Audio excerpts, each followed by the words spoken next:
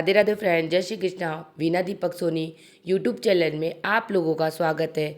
आज मैं आप लोगों को इस वीडियो के माध्यम से योगिनी एकादशी व्रत की पूजा विधि, व्रत का प्रारंभ कब करेंगे, एकादशी व्रत कब रखा जाएगा, क्योंकि व्रत को लेकर बड़ा ही कंफ्यूज है कि 21 या 22 को कब व्रत रखा जाएगा।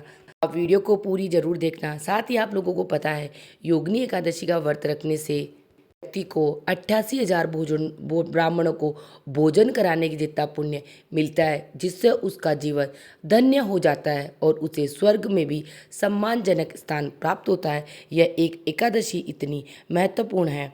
तो हम एकादशी पर, योगिनी एकादशी पर किस प्रकार पूजा करें, उसके बारे में आप सबको इस वीडियो में बताऊंगी। साथ ही आप लोगों को मेरी वीडियो कैसी लगती है मुझे कमेंट बॉक्स में जय श्री कृष्णा लिख के जरूर बताना। हिंदू पंचांग के अनुसार आषाढ़ मास के कृष्ण पक्ष की एकादशी तिथि 21 जून को सुबह 7:18 पर शुरू होगी और तिथि का समापन 22 जून को सुबह 4:27 पर हो जाएगा। इसीलिए उदय तिथि के हिसाब से हम 21 जून को योगिनी एकादशी व्रत रखेंगे। योगिनी एकादशी व्रत पर सुबह प्रातः काल उठकर स्नान आदि करके साफ सुथरे कपड़े पहन लें। एकादशी के दिन पीले रंग के वस्त्र पहनना बड़ा ही शुभ होता है, तो आप पीले रंग के वस्त्र पहन लेना। इसके बाद अब आप अपने मंदिर या पूजा घर की सफाई कर गंगा जल छिड़क कर शुद्ध कर ले। उसके बाद में आप मंदिर में भी पूजा कर सकते या अलग से चौकी लगाकर भी भगवान विष्णु की एकादशी व्रत पर पूजा कर सकते हैं। तो मैंने चौकी लगा ली। चौकी के ऊपर मैंने पीला वस्त्र बिछा ले। उसके बाद में भगवान की प्रतिमा को गंगा जल से स्नान करा के मैंने भगवान की प्रतिमा को विराजमान कर लिया है। उसके बाद में अगर आप लड्डू गोपाल कान्हा जी की पूजा करते हो, आप लोग कान्हा जी की पूजा करते हो, तो आज के दिन कान्हा जी को पंचामृत स्नान अवश्य कराना। उसके बाद में कान्हा जी को भी विराजमान कर लिया और किसी भी कथा कहानी में गणेश जी भगवान को विराजमान करना अत्यधिक आवश्यक होता है। तो मैंने गणेश जी भगवान को भी पंचामृत स्नान करा के उन्हें भी विराजमान कर लिया है और उन सभी को विराजमान करने के बाद में सभी को वस्त्र रूपी कलावा मोली अर्पित करेंगे। कान्हा जी को तो मैंने वैसे ही तैयार कर लिया। उसके बाद में गणेश जी को मैंने जनेऊ और कलावा रूपी वस्त्र भी अर्पित कर दिया। इस प्रकार हमने भगवान को वस्त्र अर्पित कर दिया। उसके बाद में हम चंदन का तिलक लगाएंगे। तो चंदन का तिलक आप गणेश जी, विष्णु भगवान, प्रतिमा में जितने भी विष्णु भगवान के पास में भगवान है उन सभी को मैंने चंदन का तिलक लगा दिया है। चंदन के तिलक के बाद में भगवान, आप सबको पता है एकादशी व्रत पे चावल का इस्तेमाल करना बिल्कुल वर्जित होता है, तो चावल की जगह हम तिल के इस्तेमाल करेंगे। तो मैंने भगवान को चावल की जगह भगवान को तिल अर्पित किया। तो मैंने सर्वप्रथम गणेश जी को अर्पित किया, फिर विष्णु भगवान को, सभी भगवानों को और कान्हा जी को। इस प्रकार मैंने तिल अर्पित कर दी है। उसके बाद में आप सबको पता है कि एकादशी व्रत में तुलसी दल का अत्यधिक महत्व है, जो क्योंकि भगवान विष्णु और कान्हा जी को तुलसी दल अत्यधिक प्रिय है। तो आप लेकिन तुलसी दल आप जिस दिन एकादशी हो उस दिन मत तोड़ना। एकादशी के एक दिन पहले ही तुलसी दल अवश्य तोड़ लेना, क्योंकि भगवान की पूजा में तुलसी दल का अत्यधिक महत्व है।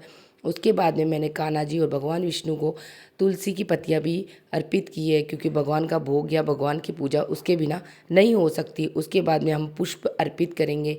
तो मैंने गणेश जी भगवान को लाल पुष्प अर्पित किया। उसके बाद में आप अगर पीले पुष्प है तो अच्छी बात है, अगर नहीं है तो आप जो भी आपके पास फूल हो वही सभी हम भगवानों को, कृष्ण जी को, कान्हा जी को, विष्णु भगवान को, सभी को अर्पित कर देंगे। तो मैंने सभी को पुष्प अर्पित कर दिए हैं। अर्पित करने के बाद में हम भगवान को भोग अर्पित करेंगे। तो भगवान सर्वप्रथम हमने गणेश जी को मैंगो का फल भोग में अर्पित किया। उसके बाद में कान्हा जी को, भगवान विष्णु को, क्योंकि इन सबका अलग अलग भोग इसलिए रखा है क्योंकि आप सबको पता है कि भगवान विष्णु और कान्हा जी का भोग तुलसी की पत्ती के बिना पूरा नहीं होता और भगवान गणेश जी को तुलसी पत्र नहीं चढ़ता है, इसीलिए मैंने सभी का भोग अलग अलग रखा है। उसके बाद में भोग के लिए पानी भी रख दिया है कि भगवान के बाद में हम घी का दिया प्रज्वलित करेंगे। तो आप सबको पता है दिया के नीचे हमेशा कुछ ना कुछ रखना चाहिए। तो मैंने दिए के नीचे तिल के दाने रखे हैं, क्योंकि आप सबको पता है एकादशी पर चावलों का काम में नहीं लिया। साथ ही मैंने दिए में भी थोड़े से तिल के दाने डाले, जिससे हमारे घर की नेगेटिविटी ख़त्म हो जाए और पॉजिटिविटी है। साथ ही आप थोड़ी सी हल्दी भी दिए में प्रज्वलित कर देते, क्योंकि एकादशी व्रत पे तिल का अत्यधिक महत्व है। उसके बाद में मैंने घी का दिया प्रज्वलित करने के बाद में संकल्प लिया है, क्योंकि एकादशी व्रत का व्रत का संकल्प के लिए अग्नि बहुत महत्वपूर्ण होती है। उसके बाद में मैंने संकल्प ले लिया कि भगवान मैं एकादशी व्रत कर रही हूँ, आप उसे संपन्न करना। इस प्रकार एकादशी योगिनी एकादशी का व्रत करने से 84,000 ब्राह्मणों को भोजन कराने के बराबर पुण्य प्राप्त होता है। उसके बाद में मैंने धूप जला के भगवान को धूप दिखा दी है और मैंने दिए के नीचे कुछ पुष्प भी रख दिए हैं, क्योंकि दिया इस प्रकार खाली प्रज्वलित नहीं होता है। उसके बाद में आप पता है कि कोई भी व्रत कथा कहानी के बिना संपन्न नहीं होता है, तो हमें एकादशी व्रत पर अवश्य कथा कहानी सुननी चाहिए। और मैंने भगवान को कुछ दक्षिणा अर्पित की है कि भगवान अगर मेरी पूजा में कोई कमी हो गई हो तो उसके लिए आप मुझे माफ़ कर देना। अब हम एकादशी व्रत की कथा कहानी सुनेंगे, तो उसके लिए मैंने एक जल का कलश ले लिया और कुछ तिल के दाने मैंने हाथ में लिया और एक पुष्प ले लिया। अब इस किताब से या मैं वीडियो डाल दूँगी जिसमें कथा कहानी योगिनी एकादशी की बता दूंगी, क्योंकि इस प्रकार इसी वीडियो में मैं योगिनी एकादशी व्रत की कथा कहानी सुनाऊंगी तो वीडियो बहुत लंबा हो जाएगा।